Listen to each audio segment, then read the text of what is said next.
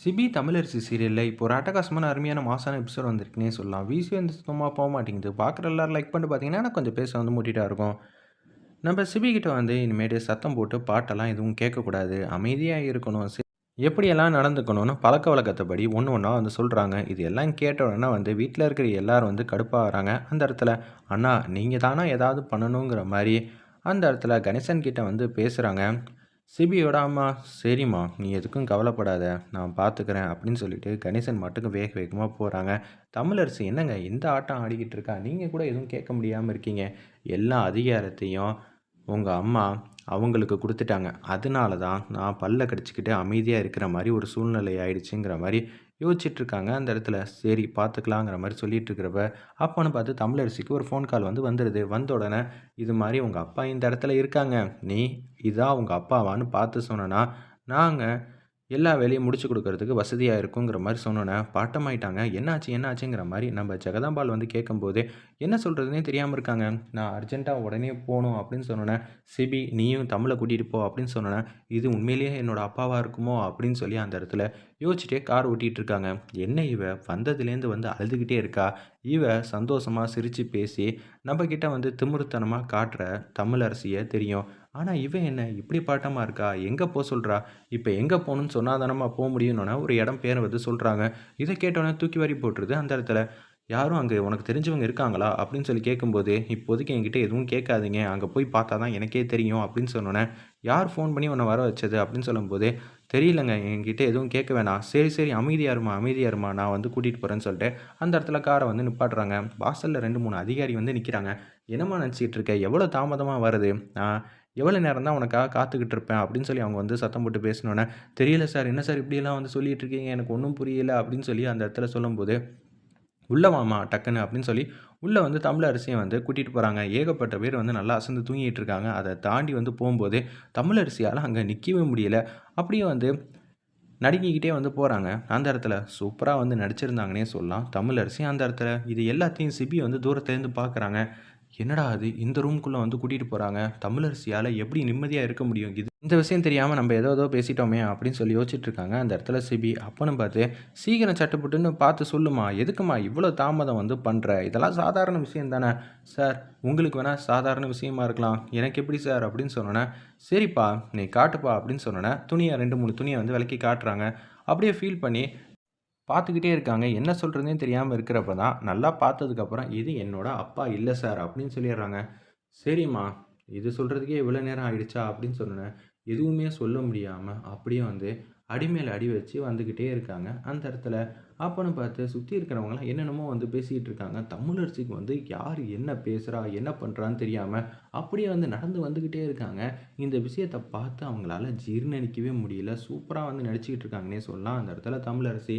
அப்பன்னு பார்த்து ஜெகதாம்பாள் வந்து ஃபோன் அடிக்கிறாங்க. நம்ப சிபிக்கு. "என்னப்பா நீ இப்ப எங்க இருக்க?" அப்படின்னு சொன்னோனே, "பாட்டி சொன்னா நீங்க எப்படி எடுத்துப்பீங்கன்னு தெரியல. நான் இந்த இடத்துல வந்து இருக்கேன்." "என்னது இந்த இடத்துல இருக்கியா?" அப்படின்னு சொன்னோனே, "அப்ப என்னப்பா ஆச்சு?" "தெரியல. நான் கேட்டதுக்கப்புறம் சொல்றேன்." "இல்லப்பா அவளா சொன்னதுக்கப்புறம் வந்து பேசு. நம்ப எதையும் வந்து கஷ்டத்த வந்து குடுக்க வேணாம்." "சரி பாட்டி" அப்படின்னு சொல்லிட்டு வச்சுர்றேன் ஜனாங்கிற மாரி சொல்லிட்டு ஃபோன வந்து வச்சுர்றாங்க அந்த இடத்துல. என்னது தமிழரசிக்கு இப்படியெல்லாம் வந்து நடக்குதே! கடவுளே! நீங்க தான் வந்து பக்கபலமா இருக்கணுங்கிற மாரி சாமி கும்பிட்டுட்டு இருக்காங்க. அந்த இடத்துல ஜனா சின்ன வயசுல எவ்வளோ சோதனைகள கடந்து வரப்போறான்னு தெரியல. அப்படின்னு சொல்லி சாமிய வந்து கும்பிட்டுட்டு இருக்காங்க. நம்ப ஜனா பாட்டி. அப்பன்னு பார்த்து தமிழரசி வந்து கேட்குறாங்க. கேட்குறப்ப எதுவுமே வந்து சொல்ல மாட்டேங்கிறாங்க. பின்னாடி இருக்கிற அதிகாரிங்க வந்து பார்த்துக்கிட்டே இருக்காங்க. "சரிம்மா, உங்க அப்பாவ கண்டுபிடிச்சேன்னா, திருப்பி நான் உன்ன கூப்பிடுறேன். அப்போ வந்து பார்த்துட்டு போ" அப்படின்னு சொல்லும்போது, "அப்படியெல்லாம் எதுவும் சொல்லாதீங்க சார். எங்க அப்பா இங்க தான் எங்கேயாவது இருப்பாங்க. தயவு செஞ்சு சீக்கிரம் பாருங்க சார்" அப்படின்னு சொல்றாங்க. "சரிம்மா, சரிம்மா. தகவல் கிடைச்சா தானம்மா வந்து பார்க்க முடியும். அதனால தான் எங்களுக்கு சந்தேகமா இருந்துச்சுன்னு உன்ன கூப்பிட்டு அடையாளம் பார்க்க சொன்னேன். நீ தான் இல்லன்ட்டல்ல. கூடிய சீக்கிரம் வந்து கண்டுபிடிச்சிடலாம். உன்னோட நம்பிக்கை எங்கேயும் வந்து வேஸ்ட் ஆகாது. நிச்சயம் வரதான் போறாங்க" அப்படின்னு அந்த இடத்துல சொல்லும்போது, "சரி சார்ங்கிற" மாரி சந்தோஷப்பட்டுட்டு இருக்காங்க. அந்த இடத்துல, "என்ன ஆச்சு? இது என்னோட குடும்ப விஷயம். அதுல நீங்க தலையிட வேணாம்" அப்படின்னு சொல்றாங்க. "சரி, சரி. நான் எத பத்தியும் கேட்கல. இப்ப எங்க போறோம் அடுத்தது? வீட்டுக்கு தான" அப்படின்னு சொன்னோனே, வீட்டுக்கு வந்து போகும்போது, அப்படியே அவங்க அப்பா சின்ன வயசுலேருந்து அவங்கள எப்படியெல்லாம் அன்பா, பாசமா வளர்த்தாங்க. அது எல்லாத்தையும் நெனச்சு பார்த்துக்கிட்டே இருக்காங்க அந்த இடத்துல. ஒரு வேளை ஏதாவதுன்னா, அம்மாகிட்ட நான் எப்படி இந்த விஷயத்த எல்லாத்தையும் வந்து சொல்ல முடியுங்கிற மாரி யோசிச்சுட்டு இருக்காங்க. வேற லெவல்ல எமோஷனலா இருந்துச்சுன்னே சொல்லலாம் அந்த சீன். கணேசன் வந்து யோசிச்சுட்டே இருக்காங்க. "நம்ப எத்தன வருஷமா இந்த வீட்ல இருக்கோம். அப்படி இருக்கிற சூழ்நிலையில நம்பளால அத்தையோட மனசுல இடம் பிடிக்க முடியல. ஆனா, அவங்க இடம் புடிச்சுட்டாங்க. எப்படி இது எல்லாம் சாத்தியமாச்சு? நிச்சயம் அந்த நம்பிக்கை இல்லாம போனா தான், நமக்கு கிடைக்க வேண்டியது எல்லாம் கிடைக்கும். மாப்பிள்ளைக்கே வந்து சந்தேகமா இருக்குன்னா, நம்ம என்னத்த சொல்றது? இத நேர் வழியில வந்து போனா சரி வராது. வேற ஏதாவது தான் பெர்ஃபார்ம் பண்ணியே ஆகணுங்கிற மாரி கணேசன் வந்து திங்க் பண்ணிக்கிட்டு இருக்காங்க. "என்னங்க யோசனை எதுவும் கண்டுபிடிச்சீங்களா? இது எடுத்தோம் கவுத்தோன்னு எந்தத்தையும் வந்து முடிக்க முடியாதும்மா.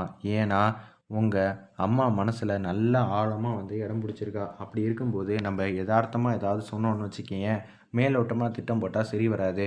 நம்ப மொதல்ல தமிழரசி என்னென்னலாம் சொல்றாளோ, அதுக்கேத்த மாரி தான் நம்ம நடந்துக்கணும்." "என்னங்க சொல்றீங்க? நீங்க அத விட்டு வெளிய வருவீங்க அப்படின்னு சொல்லி எங்கள எல்லாரையும் கூட்டிட்டு வருவீங்கன்னு பார்த்தா, என்ன தமிழரசிக்கு சாதகமா வந்து பேசுறீங்க. தமிழரசி சாதகமா வந்து பேசுனா, அம்மா என்ன நெனைப்பாங்க? இத்தன நாளா நம்பளால மாத்த முடியாத விஷயத்த, இப்ப மாத்தியிருக்கிற தமிழரசிக்கு வாழ்த்துக்கள் சொல்ல மாட்டாங்களா? இத நீ அப்படி பார்க்குற. உனக்கு தமிழரசி இந்த வீட்ட விட்டு போனா, அடுத்தது தமிழரசி மாரி இன்னொரு பொண்ணு வருவாங்க. அவங்க கிட்ட இந்த மாரி ஒரு அந்தஸ்த குடுக்க மாட்டாங்கன்னு என்ன நிச்சயம்? அதனால வெயிட் பண்ணக்கூடாது. நம்ப எல்லா சொத்தும் நமக்கு வரணும்னா, நான் சொல்றபடி தான் நீங்க கேட்டாகணும். நீங்க சொன்னீங்கன்னா கரெக்ட்டா இருக்கும். சரிங்க அதுபடியே பண்ணலாம். என்ன உங்க திட்டம்னோனே, அப்படியே வந்து அவங்க திட்டத்த எல்லாத்தையும் ரகசியமா வந்து அவங்க ஒய்ஃப் கிட்ட வந்து பேசுறாங்க. சரிங்க பார்ப்போம் இது எப்படி சக்சஸ் ஆகும்னு தெரியல. உங்க மேல வச்சிருக்கிற நம்பிக்கை தான்.